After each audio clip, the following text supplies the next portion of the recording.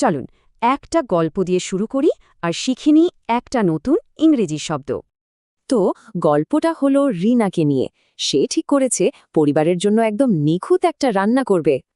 কিন্তু সমস্যা হলো ও খুব নার্ভাস। ভাবছে যদি রান্নাটা খারাপ হয়ে যায়। আর তখনই সে খুঁজে পেল তার দাদির পুরনো একটা রান্নার বই। রিনা বইটা দেখে একদম ঠিকঠাক রান্না করল, আর রান্নাটা হলো পারফেক্ট। আচ্ছা, এই রেসিপি বইটা এত স্পেশাল কেন ছিল? কিভাবে এটা এত নিখুঁত হলো? কারণ বইটা ছিল ইনফ্যালেবল। ইনফ্যালেবল মানে হলো যা কখনো ভুল করে না বা যাতে কোনো ভুল নেই। চলুন আর একটা উদাহরণ দেখি।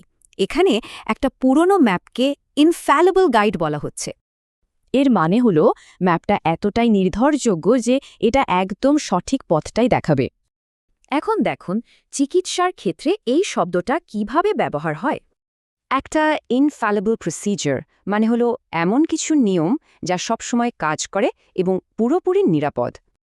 আবার দেখুন একজন বিজ্ঞানীও ভাবতে পারেন যে তার থিওরিটা ইনফ্যালেবল, মানে তিনি নিশ্চিত যে তার এই তত্ত্বে কোনো ভুল থাকার সুযোগই নেই, এটা একদম সঠিক। কিন্তু এখানে একটা খুব জরুরি বিষয় আছে। ইনফ্যালেবল শব্দটা কি সবার জন্য ব্যবহার করা যায়?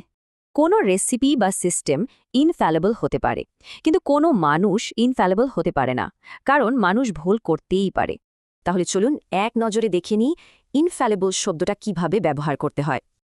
এবার একটু ভাবুন তো, আমাদের জীবনে এমন কি আছে যাকে ইনফ্যালেবল বলা চলে?